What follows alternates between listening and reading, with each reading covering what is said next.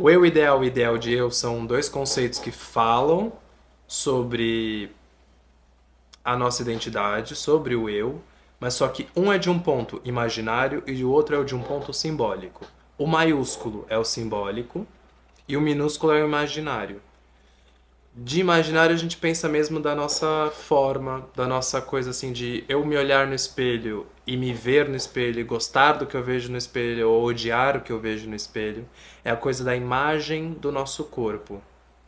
Enquanto o ideal de eu é mais as nossas, vamos pensar assim, características, é mais assim, o que que você pode ser, o que você tem que ser, então você tem que ser virtuoso, você tem que ser legal, você tem que ser educado, você tem que ser esperto.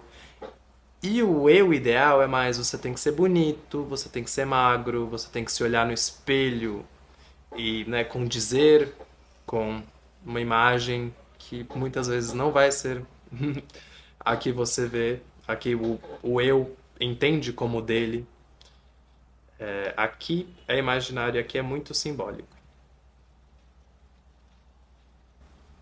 No seminário 3 o Lacan vai dar uma resumidinha do que é o complexo de Édipo. Ele fala assim: o complexo de Édipo quer dizer que a relação imaginária, conflituosa, incestuosa nela mesma, está destinada ao conflito e à ruína.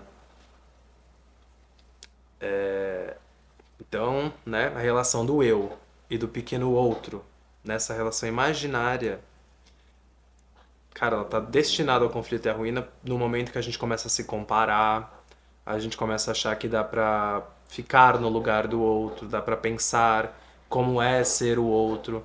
Por isso está destinado ao conflito e à ruína. Aí ele fala que para que o ser humano possa estabelecer a relação mais natural, aquela do macho com a fêmea, é preciso que intervenha um terceiro, que seja a imagem de alguma coisa de bem-sucedido, o modelo de uma harmonia. Não é mais dizer, não é demais dizer que é preciso aí uma lei, uma cadeia, uma ordem simbólica, a intervenção da ordem da palavra, isto é, do Pai. Ele está falando que, assim, para a gente chegar na relação mais natural, aí é uma coisa que dá para a gente questionar se é natural ou não, né? A neurose. Precisa desse terceiro para criar essa lei, para criar posições que o sujeito pode, né, incorporar. A gente pode, né, a partir disso, afirmar que o registro do imaginário é composto por essa relação conflituosa, como a gente vê aqui, e incestuosa com a própria imagem entre o eu e a imagem do eu ideal, a imagem do eu e a imagem do outro, a imagem do eu e a imagem do que, né, eu preciso ser.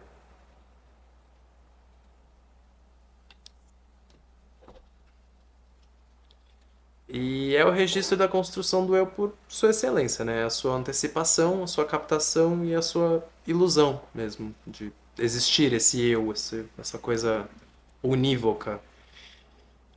Ao afirmar isso, que a alienação é constitutiva da ordem do imaginário, que a alienação é o imaginário como tal, Lacan está reiterando que o eu e o outro imaginário são inseparáveis em sua natureza, proporcionando assim uma rivalidade, uma agressividade que é propriamente da ordem desse imaginário. Por isso que a gente constrói competições com esse outro e é no imaginário que a gente encontra os significados mesmo, né? E a questão que o Lacan está tentando postular muito nessa, nesse gráfico é como a gente apazigua as tensões narcísicas do imaginário, como a gente domestica ele pelo simbólico. Porque aqui, se você pensar que isso é um campo, essas variantes aqui, elas podem se aproximar ou elas podem se afastar muito. Então o eu, ele pode se aproximar muito do ideal de eu, o eu pode se aproximar muito do eu ideal. Esse Mzinho pode, né, estar em qualquer lugar dessa distância aí. E aí eu fiquei pensando, estudando esse esquema, como ele pode ser útil na clínica.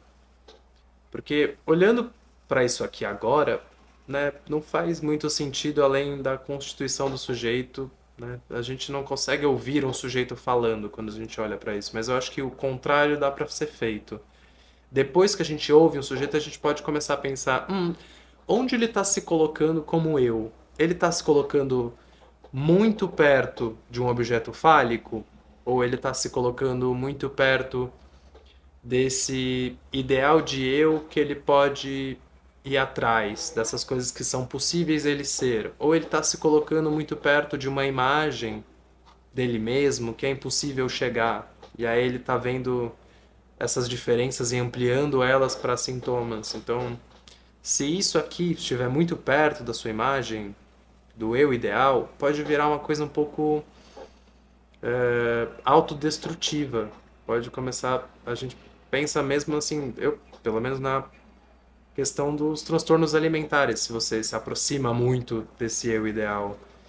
E aí os sintomas começam a variar. E aí, o que que acontece se você se aproxima desse? Onde vai parar o falo? Eu acho que é por aí que a gente pensa.